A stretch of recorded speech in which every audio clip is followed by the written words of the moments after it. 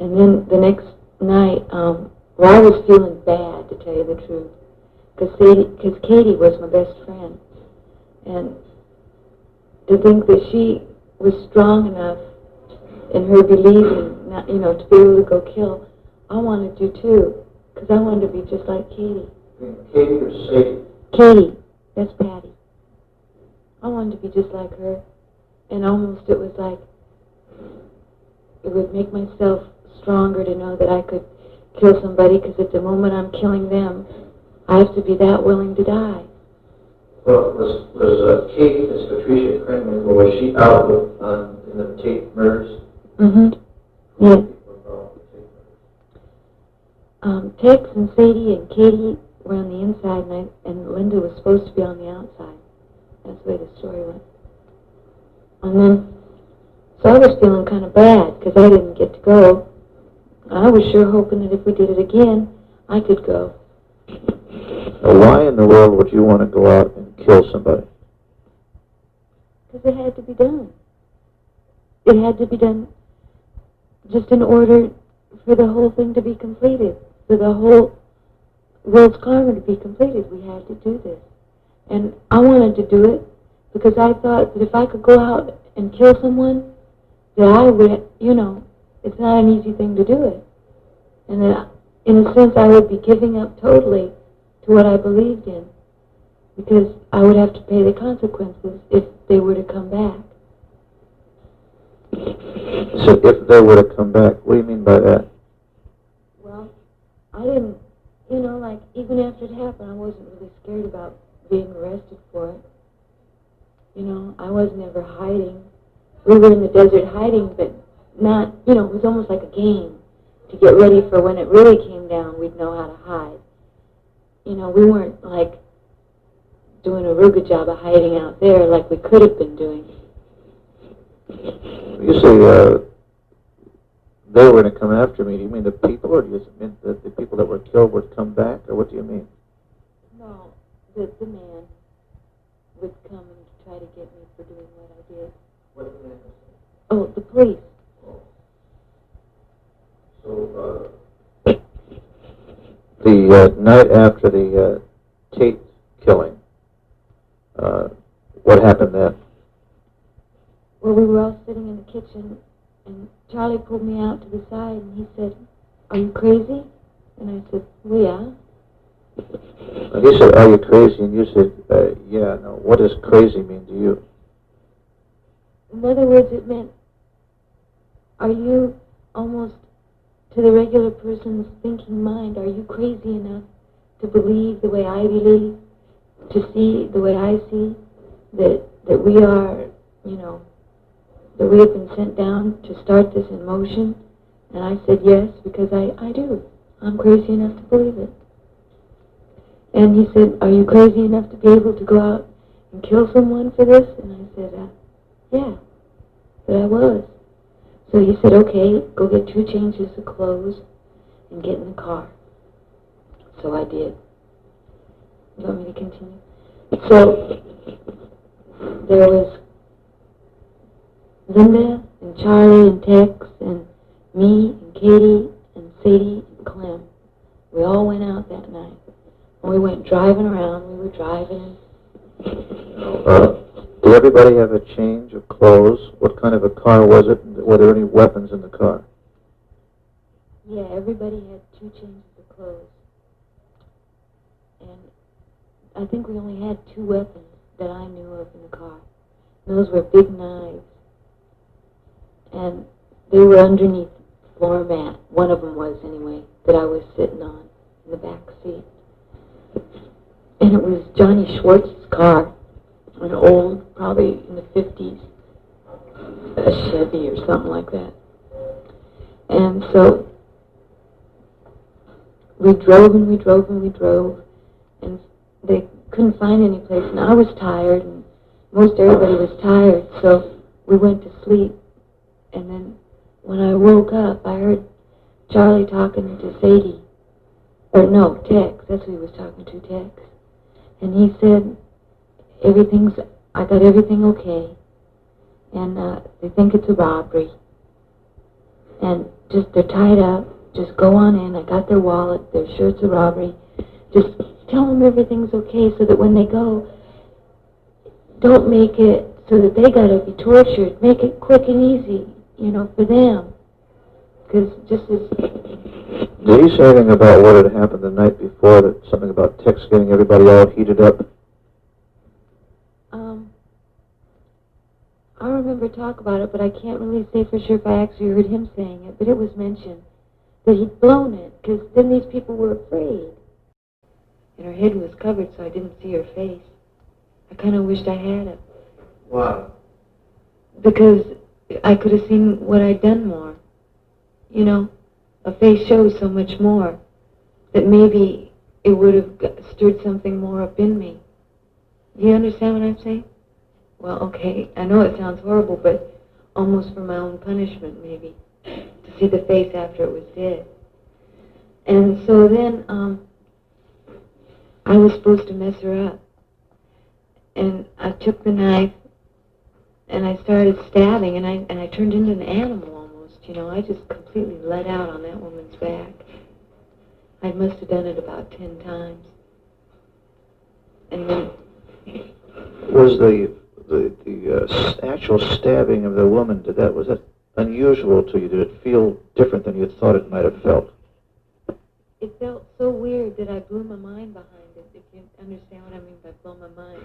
I mean, I lost control. I went completely nuts that moment. It was, do you want me to explain? It was hard to get through. Like, when I thought of stabbing, I didn't really have any idea in my mind, but it's a real feeling. It's not even like cutting a piece of meat.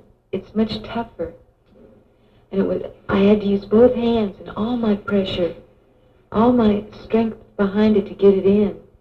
And so once I started, the feeling was so weird that I just kept doing it. Like I said, I did about 10 times, I think. And then, would you want me to continue? Then I went into the other room and I noticed that there had been things written. On the wall there was pig and rise and helter-skelter, and that might be all. There might have been something else. Now, what did those words mean to you, and what were they written in, and where were they written?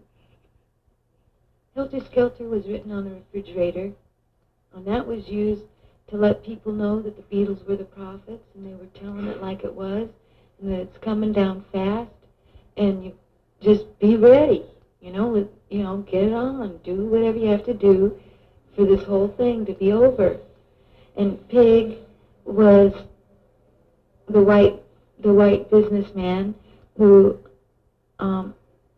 hated his neighbor, couldn't look at his neighbor with love, who was going to get it in the end. And then Rise was for the black man, saying that it was his turn to, you know, be leader after all that time. And I don't remember where, Rise, I think, was written on the wall, and I'm not sure where Pig was written, but I know that they were written in blood. Whose blood? Mr. LaBianca's. Now, all these things that we've talked about, Helter Skelter and Pig and so on and so forth, they're all things that came out of this Beatle album we've been talking about. Is that right? Yeah. Mm-hmm. Who wrote them? The Beatles. Who wrote the verse of Mr. LaBianca's blood? I think Katie did. Tell us about what property, if any, was taken from the LaBiancas, what property, if any, was left, and what you did after the killings. We took some change, and then I was busy with the fingerprints because I didn't want any to be left. And the others... What did you do with the fingerprints, and who told you to do something if someone did? Katie handed me a towel. No, I said, what about the fingerprints? I left some on the lampshade. And Katie handed me a towel and said, go wipe them off with this. So I went and I just about did the whole bedroom all over and everything I had touched. And we did the kitchen and just sort of all over, just a whole fingerprint thing, because we hadn't worn any gloves. And then Katie and Tex, when I came out of the bedroom, they were taking a shower. I don't know if Katie actually took one, but I know Tex did. And then after that, we were hungry, and so we went and we took some cheese and milk out of the refrigerator, and we took it with us, and we left out the back door and went down the fence and down the sidewalk. Oh, and we changed our clothes inside the house from our black clothes into regular clothes. And Tex's zipper broke, so I had to give him my pair of pants, and I took a pair of Mrs. LaBianca's shorts and put them on. Tell us if Tex's clothes or anybody's clothes have blood on it, and tell us what you did with the bloody clothes. I didn't see blood on any of our clothes. We really didn't need to even change them other than they were all black and dark colors. And we took the clothes and we walked for a couple blocks, and then we threw them in a trash can. And then went and we hid in the bushes and waited for daylight to hitchhike home. Tell us about the ride home. First ride we got was from a black man, and he took us to the Griffith Park where the freeway starts, and then this man in this funky old blue and white car picked us up, and he drove us to Chatsworth Street, and we even stopped and bought him breakfast at some place on Topanga Canyon Boulevard. I don't remember the name of it. I think it starts with an N. And then he dropped us off at Chatsworth Street, and we went around an orange grove, and then over the highway real quick, and then down in the creek, and we walked up, and then Kitty went over to Devil's Canyon, and Tex walked up around the dump, and I came up through the Pony Corral. And then we all just went, let's see, it was morning. We all just started doing whatever we were going to do. Oh, I went down to the farmhouse, and the man who had picked us up hitchhiking came driving around. He came, but I covered up my head and played like I was sleeping, so he never saw me. But he wondered if we were from Spawn's Ranch, and we told him no. Now, when we sat down here before I actually turned on the tape recorder, I asked you if you know what the word remorse meant, and you said no, and I told you it meant that feeling sorry. Could you tell us how you feel now about what happened to the LaBiancas and all the other people that were killed? Well, I can't really feel sorry because I did it. And I did it with every intention of it being right. Sometimes when I think about it, see, I try not to think. That sounds pretty ridiculous, but I don't. I try to keep my mind clear. When I think about it, it makes me feel bad, I can start to cry, especially because the kids, because they're my age. I didn't really have them. You say you feel badly. What makes you feel badly? When I start thinking about the kids having to find the parents, that seems ugly to me. You're talking about the LaBiancas? The LaBiancas. And I heard that Mr. Tate sort of blew his mind. He put on a hippie hairdo looking for the people that did it to his daughter. I feel sorry for those people. How about the people that are dead? Don't you feel sorry for them? To be honest, no. Why don't you feel sorry for the dead people? Well, all it is a body. That's the way I feel about my life. In other words, when I went out and I did them in, it's like I'm not willing to have myself killed. I only see that all this around me is just a body and just part of what I come from. And where I come from is much greater. In other words, I believe that you come from nothing and you're going to go back to nothing. And while you're here, you almost are nothing. You're just an animal. When you went out and were a part of the group that killed the LaBiancas, did you think that what you were doing was right, And if you did, why was it right? I thought it was perfectly right. And I thought it was perfectly right because even today I still see the way I did then. I see it coming up to the vibration of everything is coming up. It's like a big tune coming up. It's going down, and it's going to get up to the highest point, and then it's going to break. And this paranoia had to be started to get the vibration going even stronger. And it's just part of the plan. And I have no control over it. So then you think the things that you and Charlie and Sadie and the rest did are kind of preordained? Uh-huh. And I think what happens here is probably going to be preordained too. When you say what happens here, you mean, do you think that the results of the trial are preordained no matter what anybody does? Is that right? Yeah. In other words, I think that everything that happens is perfect. I know it sounds probably real far out, but it's true. Sometimes I doubt it, and then I get nervous and shaky and everything, but most of the time I'm pretty sure that everything that happens is perfect. What do you think is going to happen at the trial? I have no idea. I know that I've thought a lot about the worst. Not that I think it's going to happen, because I wasn't wrong. But I've been trying to, in case it would happen, I've been trying to prepare myself for such a thing.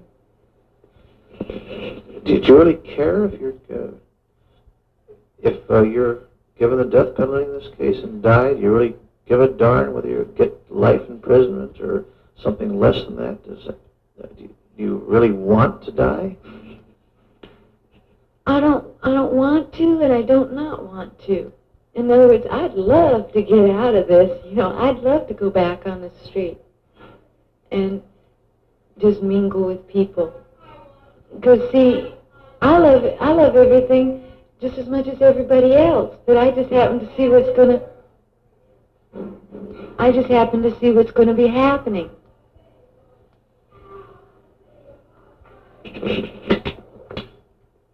Leslie, if you could turn the clock back and go back that night that you asked Charlie to go along with him to kill the LaBiancas, although you didn't know who was going to be killed. Dear, would you do it again? Yes, I would. I can't feel sorry for what I've done. And like I say, I have no control. And I'm not trying to, do like Sadie's doing and put it on Charlie. Because I don't think Charlie has any control.